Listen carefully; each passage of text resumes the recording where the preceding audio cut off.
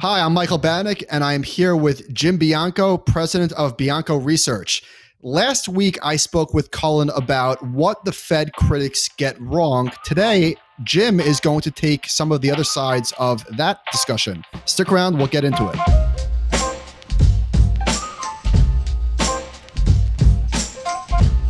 All right, Jim. So the reason I thought that you would be such a great guest to have is because, like Cullen, you are data-driven, evidence-based, but these things are complicated. It's not black and white. So there are really solid points on both sides, and I wanted to get your take. So maybe a good place to start is this really big idea that free market capitalism is dead. The Fed is now the biggest player on the field, and risk and return are no longer connected at the hip. Rates around the world went negative. Oil went negative. Are markets broken?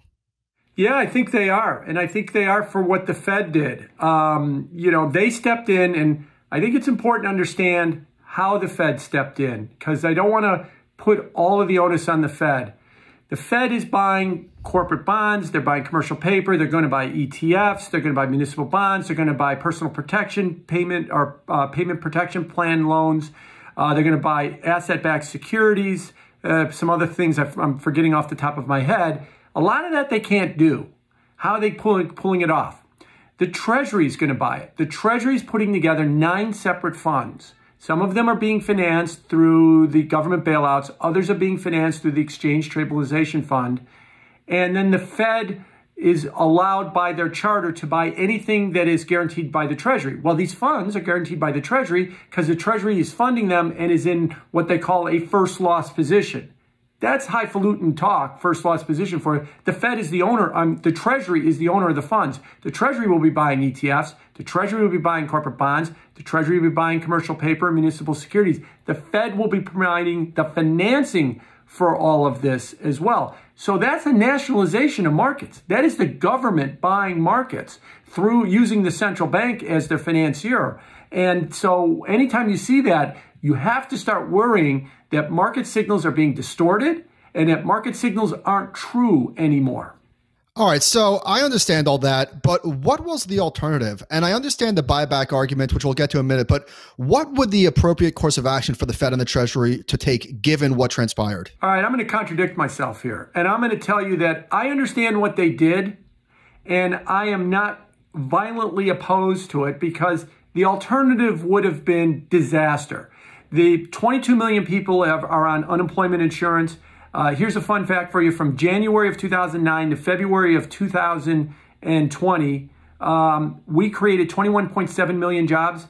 In the last 4 weeks, unemployment claims have risen by 21.7 million. We have erased 11 years of job creation in 4 weeks.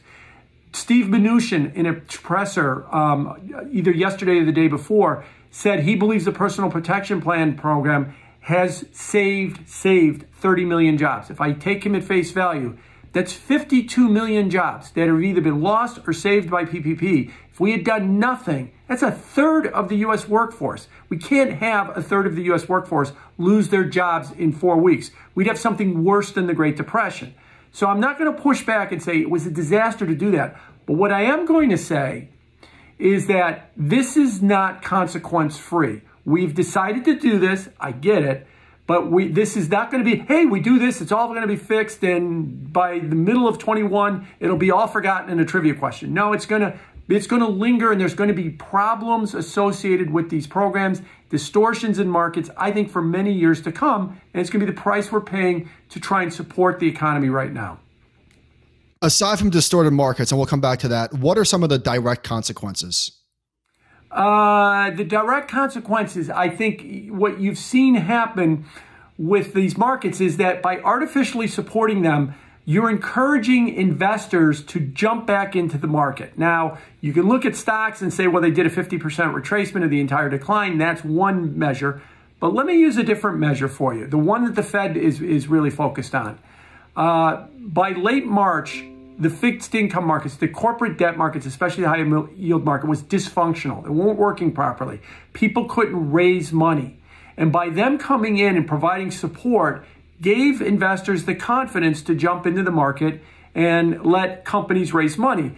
So if you look at Carnival Cruise, or if you look at Six Flags, if you look at Macy's, you look at Ford, They've all raised huge sums of money at big coupon payments in the last couple of weeks, last couple of days in a few of those examples.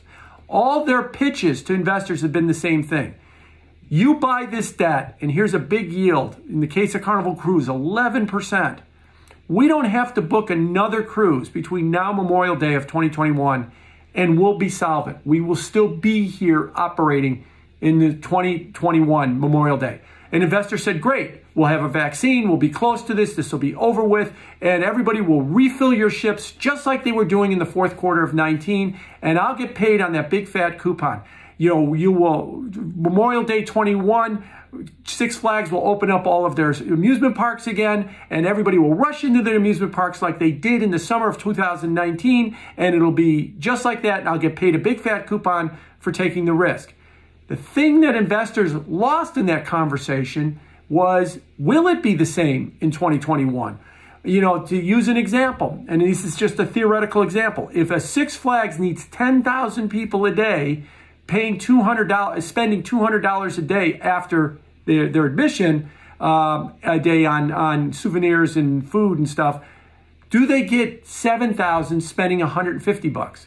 That might not be enough for them to make it over to the other side. They need 10,000 to 200, not 7,000 and 150. And if there is longer term consequences, yeah, they reopen at 7,000 and 150. But if investors have priced in and demanded that they assume that there's going to be 10,000 to 200, Six Flags is not going to be able to meet those needs. So they've encouraged that kind of borrowing in the market. It may be to the detriment in the long term, but in the short term, the next year or so, it is getting us over the hump. Six Flags doesn't have to go out of business. Carnival Cruise doesn't have to go out of business. Macy's doesn't have to go out of business. And I'll put the caveat in right now. We'll have to see whether or not that's the case in 21 or 22. Do we think that maybe we're giving the Fed too much credit and not enough credit to bond investors who are supposed to be the smart money? Like, are they not looking at the appropriate credit risks and reacting accordingly and saying, hey, I'll lend you money, but you owe me 11%? I think that there is something to say that they are looking at it in that respect. But remember where the bond market was in the middle of or late part of March. It wasn't working properly and it was dysfunctional. These are the same people were saying, well, they're smart now. Well, were they also smart when they were saying that the bond market was so dysfunctional that it couldn't work properly? And part of that dysfunction, I'm going to remind everybody about the Fed that has another function we forget. They're a regulator.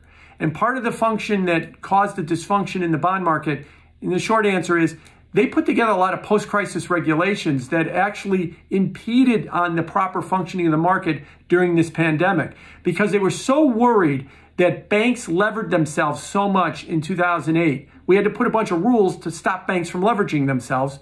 And that became a problem in 2020 because we wanted banks to leverage themselves as well too. So yeah, I mean, it's not totally on the Fed. It's always at the margin. But at the margin, they are encouraging risk-taking again, and we'll see whether or not it becomes prudent risk-taking. We won't know for a year or two. Okay. Where should interest rates be today, assuming that the Fed wasn't acting? Where should they be, and why are interest rates such a critical issue for how the economy functions? Interest rates are the cost of credit, and credit is a very important metric in this, in that when you look at credit, and the price you have to pay, it becomes critically important. Now, where interest rates should be is low. There's no doubt about it that the combination of deglobalization, the combination of technology squashing the Amazon effect, squashing out any inflation that exists, and demographics. In the developed world, there are 350 million people in the developed world over the age of 65, the population of the United States alone. The proper mix for somebody who's over the age of 65's investment is probably something like a 60-40 portfolio where 40% is in bonds, and the majority of money is held by people over the age of 65. When you're 35, you're risk-taking, but you don't have money. When you're 65, you have money and you're less risk-taking. So all that money is been really pushed into the bond market to help lower interest rates. So they should be low. Should they be negative? No, they shouldn't be negative. Now, to the Fed's credit, they haven't created negative interest rates. The same can't be said about the ECB and about the Bank of Japan and about the Bank of Switzerland and the Riksbank in Sweden and others. They have created negative interest rates. That's when they've gone too far on interest rates and created distortion. So I'll give the Fed a pass here. You didn't create negative interest rates. You allowed interest rates to stay low. But the other ones, the other central banks, they did go too far with this. And there's where the problem is. So it seems like we have this fantasy about going back to the way things used to be, the way that free markets used to function. Was there ever a time where there wasn't government interference, that it was just 100% free markets? Or is that something that we're just like making up? Yeah, 15th century in Venice, or maybe the 18th or 19th century in Hong Kong, you had complete, free markets and stuff. But no, there's always been government intervention in free markets. I think really what is new, I've studied financial history. I think what is really new here, and it started in 1979, was when the government bailed out Chrysler. In the past, before 1979, the government never bailed out companies.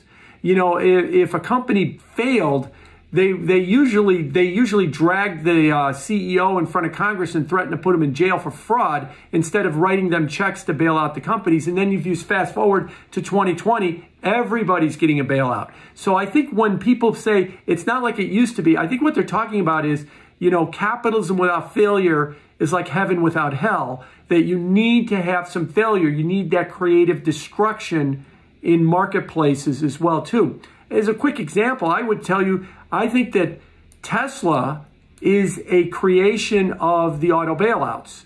That had you allowed the auto companies to go bankrupt in 2008 and allowed them to restructure and allowed them to change, they would have created a lot of what Tesla did without them. But by bailing out the companies, what you do when you bail out a company is you're saying, never change. Just stay exactly the way you are. Okay, you could you could change the paint color on the 2018 or 2019 models, but don't change. So you open up creative thinking to a company like Tesla, which eventually went too far in the financial terms. But if you look at Tesla on the other side, they pushed the electric car, they pushed the manufacturing selling idea, they've pushed a lot of other ideas away from an insane stock price that the auto companies themselves might have done had they been allowed to change, but bailouts don't allow them to change. So I don't like bailouts because what you're doing is you're telling companies to not change. You're telling companies to not be organic and grow and change and bend and fold with the new situations in life. You're trying to preserve a status quo, and that stagnates an economy in the long term. So let's talk about an area that is being talked about as a bailout. But so the airlines, for example, there's a statistic that they spent 96% of their free cash flow on buybacks. But put them to the side for a second. What about half of the country that are small business owners that never did a buyback? Should they fail just because, hey, life's not fair and this is capitalism? No, I don't think they should fail. And I don't think life is not fair. So if I had to twist these government programs, if I had to say on these government programs, how would I make it different? I would basically say to you that I think that they're a little top heavy on financial markets and a little bit not top heavy on the real economy. I'd like to see less of Larry Fink on CNBC thanking the government for bailing him out. And I would like to see more of real company CEOs on CNBC saying these programs are keeping my companies going, at least in the short term, over the hump. So that would be a little bit of the way that I would push this. So I get it. I think that the way that if I had to structure these programs in a vacuum or in a lab, I'd say I'm going to give you some money to get through the bail. I'm going to give you some money to get through the virus, and then when the virus is over, you're on your own at that point. Whereas it seems like what we're doing is we're creating programs to make sure that the stock market or the financial markets never go down again, and that we're promising unlimited money to promise that they will never go down again.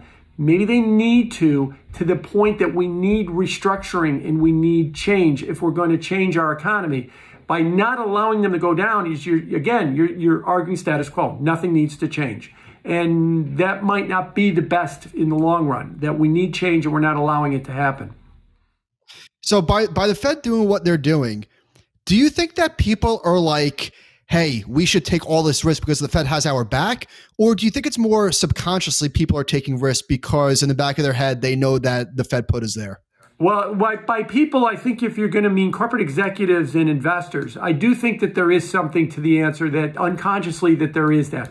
I've argued that the whole FOMO, TINA, there is no alternative, fear of missing out, idea has been promulgated by this idea that the Fed is going to be there every time the markets stumble to push them higher. So get aggressive, buy, buy, buy.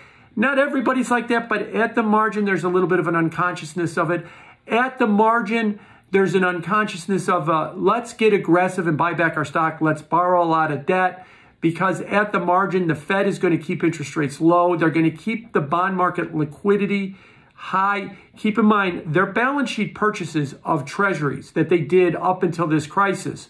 That means the Fed, as I like to say, the Fed can buy bonds or buy treasury bonds so you don't have to. Everybody else can push their money into something like corporate bonds, giving that more liquidity. So a lot of these companies got very aggressive with their buybacks, very aggressive with their issuing of debt to fund their buybacks, because their assumption was those markets would always be there. There wouldn't be a period of high rates or closed markets that would catch me at the wrong time. And that's exactly what happened in the last month. The minute the markets closed down, the Fed came back with unlimited money to try and reopen them, to try and encourage that aggressive attitude. And it might be that aggressive attitude that got us into trouble. We don't value resiliency. The company that says, I'm going to keep 6 months of cash on reserves just in case, that CEO is thrown out. We want the guy that's aggressive. Push, push, push. And that's what gets rewarded by investors. Fine. It worked well until we got into a pandemic. And then everybody was caught with the wrong business model, which is why we've got so many problems. Do you think that this is going to change how chief financial officers view the amount of cash that they should hold on their balance sheet? I think it should as we go forward from here, because ultimately, I'm going to say that the Fed is holding up markets. But if you believe, as I like to joke about, if a red headline came across your computer screen and it said, Jay Powell changed his mind, canceled every program, would the stock market go down? Yeah, it'd probably be rerun in 1987. So what it tells you is that we're at an artificially high level. Now, the hope is we're going to hold it up here and the economy will recover to that level so that it will then eventually become fair value and everything will be okay. But if we start to realize that, no, it's going to recover, it's not going to stay down where it is in the second quarter, but it's going to come up short, eventually the markets are going to have to sink down to whatever that fair value level is. If investors aren't ready for that risk, that could come as a big shock to them as well, too. So there is an artificial support in these markets. I understand why. I'm not going to push back against it too much because I don't want to go, completely Austrian economics and say, let everybody fail, let everybody lose their job. We'll figure it all out once everybody's unemployed. That's not necessary. But I just want to point out, I do think this is not going to be pain-free even after the virus is over, even after we find a vaccine. I don't think we go back to, what Trump says. As soon as we find a vaccine, it's bam, zoom, right back to 3.5% unemployment. I don't think it's going to be quite that simple, and that investors need to be ready for that. Sometimes I wonder if they really are. How should investors incorporate the Fed into their decision-making process? That's a good question. It depends on what they think that they are. I think right now they should let me take how I think you would use it down. The market is at an artificially high level from where it should be based on earnings and GDP and unemployment and everything else. We know that the economy is going to recover. Do you think the economy is going to recover so that S&P 2800 will become fair value? Or do you think it will recover to a point where maybe S&P 2300 will become fair value and the market will then start to drift back down and double bottom, because that's roughly where it was in late March or something along those lines? That's the question you need to ask yourself. If you believe, like Marko Kovanovich at Morgan Stanley, oh no, we'll be at new highs in the first quarter of next year, then you believe that we're going to go right back to the fourth quarter of 2019 in a period of weeks. And we're just going to be right back there. The unemployment rate's going to be on a straight line right back down to 3.5%. Look, that's possible. And if that's what happens, then we could go back to all-time highs. So understand the Fed is holding the market up in hopes that we recover to it. And the question you have to ask yourself is, do you think we will recover to it? I think we're going to come up a little bit short. I don't think we're going to be Great Depression. It's going to look like that in the second quarter. But I do think when we recover, there's going to be lingering effects of what we've done, and we're not going to go all the way. I got to ask you, what the hell is going on with oil? You know, it's amazing what's happening with oil. We're learning that there is something called negative prices. And negative prices has a big consequence. First of all, why do we have negative prices? We typically, let me use the U.S. We typically consume 10 million barrels a day in crude oil to make gasoline. In the last month, we've been consuming 6 million barrels a day of crude oil for the amount of gasoline we've been demanding. The biggest reason you and I drive is to drive to work. I mean, everybody in the country. And since we're not driving to work, we're working at home. That's why we're not consuming this. So the oil companies are producing oil, and OPEC, the Saudis and the Russians are trying to overproduce to try and drive each other out of business right now. So we produce too much, and the amount of available storage is running short. And in as little as a couple of weeks, we're going to run out of storage. So if you're an oil company and you produce more oil, you've got no one to sell it to. No one can put it into storage, into an oil terminal. So it becomes like trash. It becomes a value of less than zero. Now, let me throw in my favorite whipping boy, Robinhood, into all of this. On March 6th, Robinhood said about 3,000 of their accounts owned USO, the big oil ETF. Yesterday, it was over 100,000. They've been buying oil because their gut reaction is, oh, look, there's something that collapsed. Buy it because it always comes back. Maybe that's unconsciously thinking the Fed and the government always makes everything that goes down go back up again, especially when it comes to something as strategic as oil. If I am an oil producer and I'm pumping out this oil and they're telling me that there's no terminals for them to put it in, the Robinhood people are buying USO. USO buys futures contracts. Great. I'll sell a futures contract. I'll put my delivery on them. It's your problem to find an oil terminal. I satisfied it by selling you a futures contract. So they create this perverse incentive. I think that it was all this investor buying that needed to be liquidated that drove the May contract to minus 38. Final thought for you. There's a lot of people in today's Wall Street Journal. There was a guy that was quoted that in his Robinhood account, he bought $1,000 of USO, and he said he was willing to ride it all the way down. His assumption is all the way down is zero, because then he lost his $1,000. But if all the way down is minus $37, he loses his $1,000. And in theory, somebody's going to ask him for another $2,200 more dollars, that he's going to have to just keep writing checks for this completely worthless investment. Like a short, it's got an unlimited loss if it can go to negative as well.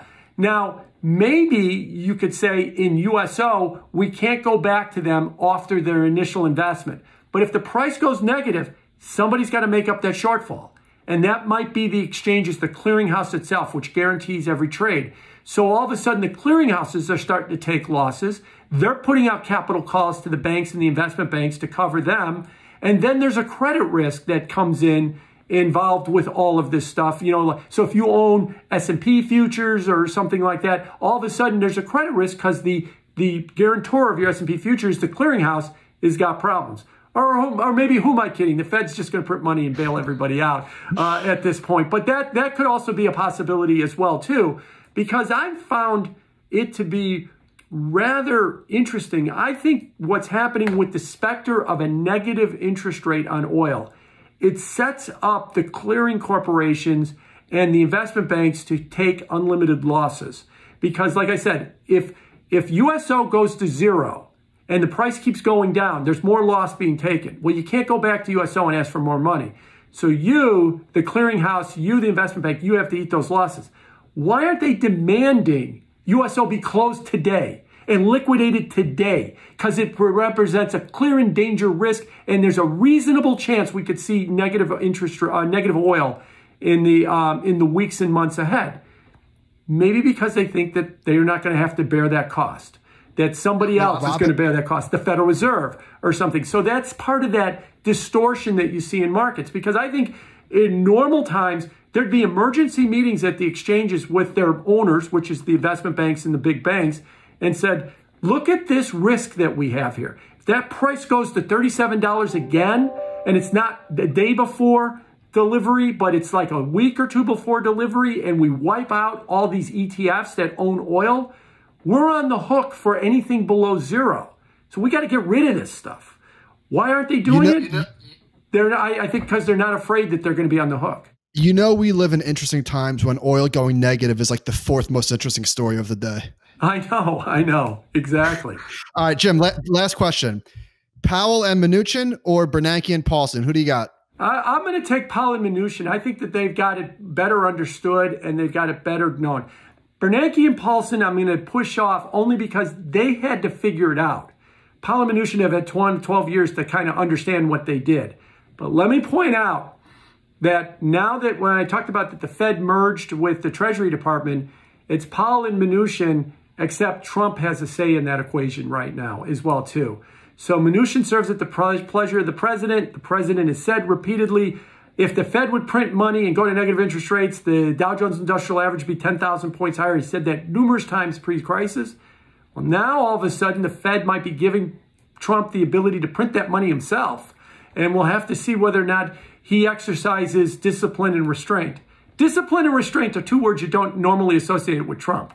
So we'll have to see whether or not he actually keeps he lets them make those decisions or if he interjects himself. He's not going to now. It's really more about when they exit. So Powell and Mnuchin, I think, got it over the other two, but you got the wild card of Trump in there. That's a good place to leave it. Jim, thank you so much.